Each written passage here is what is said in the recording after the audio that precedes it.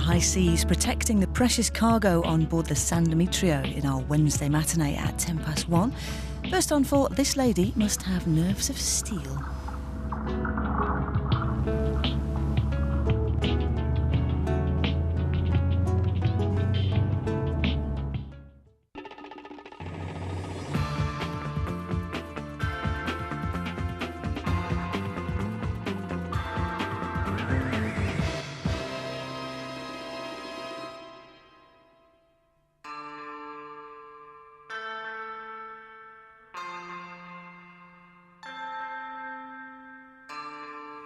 My name is Danielle Da Costa and I'm a stunt woman.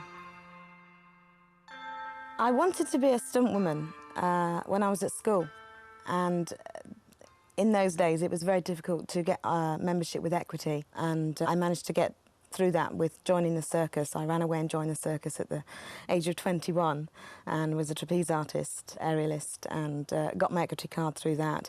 And then when I came out, I did various different sporting qualifications to get on the stunt register. I'd already done, when I was growing up, I was a competitive gymnast, judo player and horsewoman, so they were three core skills for me to then bring with me and build on to get into stunt work.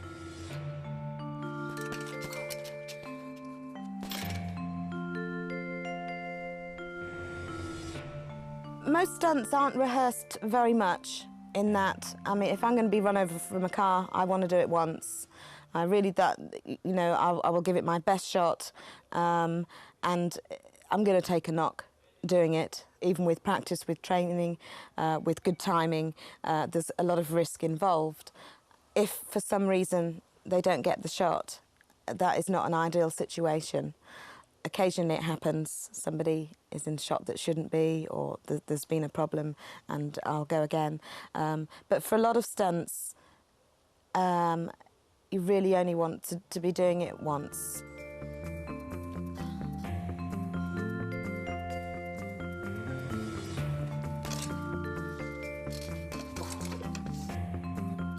To start off with, you would maybe be doubling a passenger in a car, or doing something where there was very safe situation. If you're working at height, there would be safety not far away. But just generally getting a near miss with a car rather than a knockdown with a very good driver, so that if the new person's timing wasn't brilliant, the stuntman in the car would be able to adjust for that.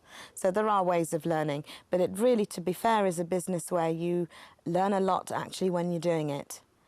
You can't train for a lot of it.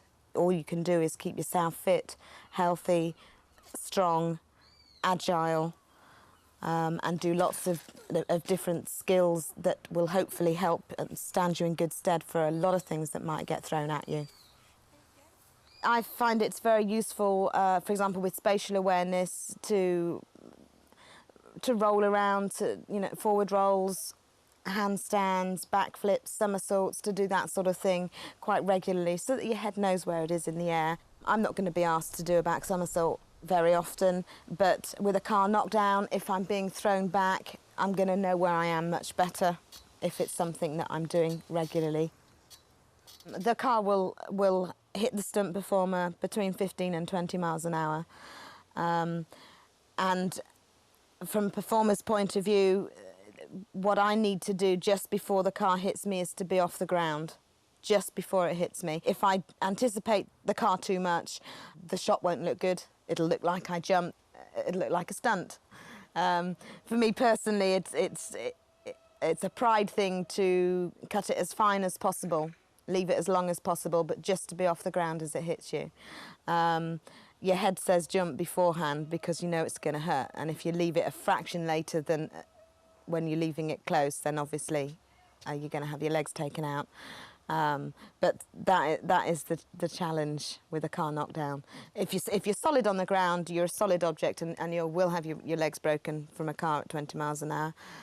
So if you're just in the air, you're moving with it. And then there are variables, obviously, whether they want you running across the road, stepping backwards on a push bike or whatever, as to how much movement you can have.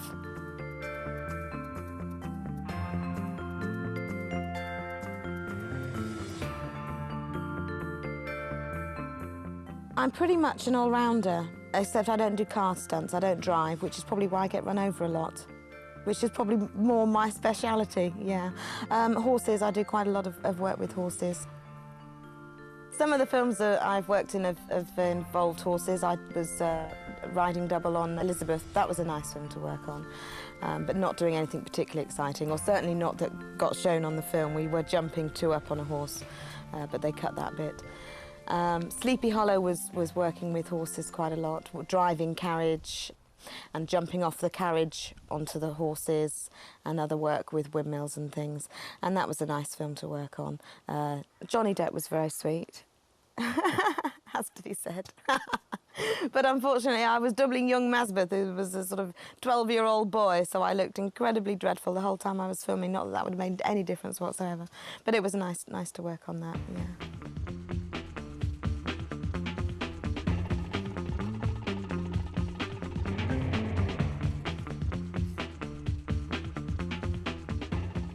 I haven't had any major injuries. I've dislocated a shoulder and fractured a sternum and banged my head a lot of times. But touch wood, nothing really that hasn't mended itself and isn't in really good condition now. Though I do have to, sometimes, you know, if I have hurt a part of my body, I will have to work on it quite hard to make sure that it is going to be as good as it can be afterwards. But injuries do happen. Obviously, we are probably the only job where you are setting yourself up for taking knocks. And the more you do it, the more knocks you take. And I think as an older person, I will probably find it more difficult to run around than, or walk around than your average granny who's done nothing.